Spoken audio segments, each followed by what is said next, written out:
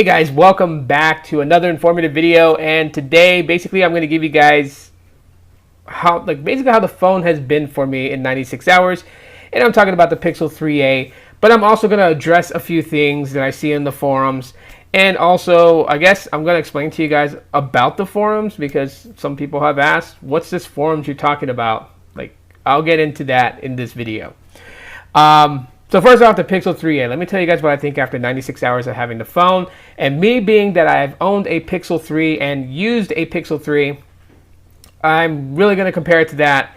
And in layman's terms, let me just say it flat out, I don't see much of a difference. Now I'm talking about user experience and performance.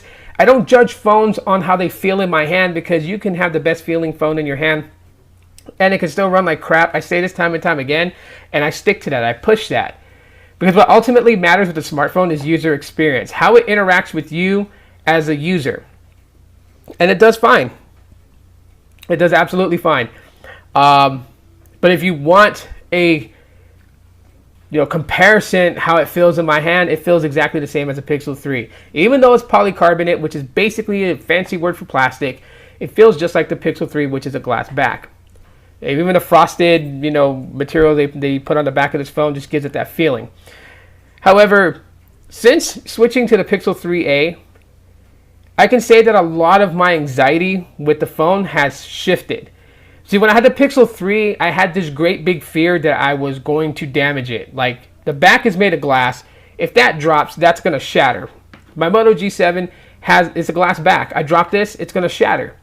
And that's one thing that I really don't want to have to be worrying about. Even if you put a case on it, I don't want to be worrying about that. There's only one side to this phone that I want to actually be worried about, and that is the front side of the phone because that's where it really matters. This is where all the magic happens. So this is where I need to be very protective of. I shouldn't have to really worry too much about this. So I am not with the Pixel 3a. It's plastic. Sure, I'm not going to just purposely drop it like I don't care. But if I accidentally drop it, I know it has a better survival rate than if it was glass. So I'm quite happy about that. Now it is a little bit larger than the Pixel 3, but not by much, but still a little bit larger and a larger battery, which accounts for something. It doesn't drastically change the power life of the device, but I do get a little bit longer battery lifetime with the Pixel 3a, especially with the Snapdragon 670, which does pretty good as far as power management. 4 gigs of RAM, still the same, and I know people complain that it doesn't have 6 gigabytes of RAM, and I don't know why anyone would want to have 20 applications open in background. That's quite a bit. Sure, it may be easier to multitask in between applications, but I feel like people are a little bit too nitpicky about that when they're expecting apps to open exactly from where they left off and have like 20 applications open and have the phone memorize 20 applications in its last save point. But to me, it's like, even if the app has to reload, it just almost feels like that people are too nitpicky about it, having to wait 10 seconds, 15 seconds, 20 seconds for the app to fully open up again. It's the same with the fact that it doesn't have wireless charging. Wireless charging is not a necessity. I would rather take the extra second to plug a cable into my Pixel 3a and let it charge faster that way than to set it on a Qi charger, which could take longer. And it baffles me that people would make a real big deal about that they would complain, oh, it doesn't have wireless charging, it's a no-go, the phone's crap. The phone is crap because it doesn't have wireless charging because it won't let you just lazily lay the phone down to charge, where it would actually force you to move your arms for 10 seconds just to plug the phone in or less. That baffles me. Wireless charging is not a necessity. So I won't crap on a phone that doesn't have wireless charging. Mind you, if you guys have been following me for years, you guys would know that I back a lot of mid-range and budget phones from the very beginning. That's what I was showcasing, was how you can get a cheaper Android device, either find a workaround to make it work for the things that you actually want out of an Android phone, or just simply how great of an experience it will be without breaking your wallet. And this kind of falls into that category. I would only hope that Boost Mobile, Metro, and Cricket would capitalize on the opportunity from their parent companies to sell this phone with those respective brands. I think the phone would move more units if it was sold through that than just Sprint, T-Mobile, and Verizon. Put it on the major prepaids. Put it on Mint Mobile. Put it on Hello Mobile. There are various ones. Let Text Now sell this phone. Like, this phone needs to go on different MVNOs, because that's where I think that Google is marketing this phone. This phone is not to be a cheap flagship. I mean, it could be by Google standards, but the way that I'm seeing that how this is, it is not that, in my opinion. I don't feel it's made to be like that. Like how the iPhone has the XR and then you have the XS, XS Max, right? And the Galaxy S10 has the S10e. Well, the S10e and the iPhone XR are supposed to be like the cheaper flagship models for their main flagship counterpart. I don't feel Google in this way made the Pixel 3a to be exactly that. I honestly feel that they made it to break into the mid-range budget department, because Google has the Pixel 3, which is their flagship. They have the 3 XL. And to me, while this, as far as user experience, doesn't feel any different from the Pixel 3, it does kind of make you feel like that they're now trying to get into the mid-range budget area so that they can make a killing on it. And that's a great idea, because a lot of people have switched over to prepaid from postpaid. And while you postpaid junkies out there might list every feature in the book why you should go postpaid over prepaid, gotta remember, some people just want a no BS type of service. Pay for what they want and go. They don't want all the extras. So that's where I feel like they're going with the Pixel 3a. Now, the forums that I've been talking about is Google Forums, okay? So I am an active person on there. I read people's stuff, issues that they may have, and I reply back to them with what I know to help them out. And with the Pixel, there are a lot of people that's complaining about its pricing in India. I totally get it. It's sold for $399 here, but in India, that's equivalent to, I think it's, well, I forgot, it's like 24,000 rupees. I believe that's the currency there. But however, it's being sold in India for 40,000 rather than 24, which would be equivalent to $399 US. So I get it. You guys are a little bit concerned about that. Now, I'm not entirely sure why that is the way it is.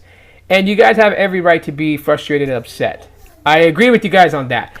But then there are some people who are throwing it in there, and they like to use this thing of Sundar Pichai is forgetting about people in India. And I think that's the thing that kind of really, not really bothers me too much, but it's just, that's something that should be expected from a tech company, much less from a business. CEOs of a business aren't looking to, to help out someone who is of the same nationality as them or the same race as them. They are there to make money for the company that they work for and run. So, it's like if Google had a Puerto Rican CEO. I'm pretty sure, because I'm Puerto Rican, he's not going to give me a pass and give me a giant discount on all their products and services just because of my nationality is similar to his or hers. That's the thing. I think people live in this entitlement that because they can somehow relate to a certain person within a certain company, they're figuring that person is going to do magical wonders for them. And we got to get out of that. Like, a lot of that is expected out there with various different topics I'm not going to get into. But in the tech community, that's something that really shouldn't even be there. We shouldn't be expecting people of the same nationality to give us passes because we are the same race. Like, it doesn't work that way. One thing you have to understand is that these are businesses at the end of the day.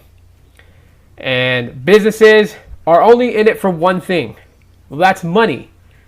If they don't make money, Google wouldn't be around. Android wouldn't be around. These smartphones wouldn't be around. So we got to keep that in mind. I ain't trying to hurt anyone's feelings. I ain't trying to, to kick a dead horse with a steel toe. I'm just saying straight up. That has no play in it at all whatsoever. So hopefully there's answers to that. And then that way people in India can kind of understand.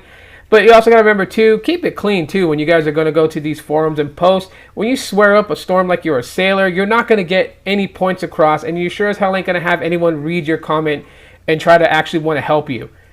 Like, if you genuinely want help, then come at it from a humble standpoint. It's not saying you're lower than them if you come humble to them. But it kind of allows them to understand your feelings so they can, understand that the help that you're requiring really requires their attention. You come at them with aggressiveness and hate speech and everything. Who is going to take the time to actually want to get up and say, hey, I'm going to help this guy because he just literally used the F-bomb 27 times in this post? Nobody. Just keep that in mind, everybody. Seriously, just keep that in mind. Also, there's been rumor talks of that Digital Wellbeing has been slowing down Pixel 3a's. I've been trying to look into this because I'm actually testing it out right now to see. I have been turning off Digital Wellbeing for a couple of hours, turning it back on for a couple of hours, and seeing if I noticed a difference in performance and user experience. And so far, I have not. I have not seen any lag, stutter, slowdown, or anything like that for using it on and off. So I'm not entirely sure, but I am going to be making a video that's going to drop Wednesday where I will show you guys so you guys can see it. Maybe it's a placebo effect for me because I'm using the phone. Maybe you guys will catch certain things that I did not catch. And so I will show you guys. That way we can better get to the bottom of it. But I can honestly say that I'm not seeing any issues at all with Digital Wellbeing on or off that it's affecting my Pixel 3a. So, yeah, that's pretty much the time that I have right now. Hopefully you guys enjoyed this video, and if you guys disagree with me, please share why in the comment section of the video and be descriptive as possible. Don't troll. That's, I want to have people be able to see all sides of this and not just one person's side. But let's just kind of keep it clean so that way everyone has a different point of view to kind of read, understand, and latch on to either one that meshes with their thoughts.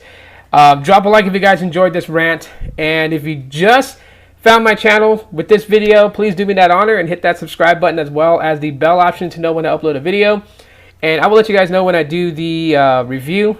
All that will be posted on Twitter, so follow me on Twitter as well if you want to stay up to date with what's coming on the channel. And yeah, that's it for now, guys. Thanks for watching. It was a pain trying to get this video up, but I think we're good. We're good now. So as always, aloha.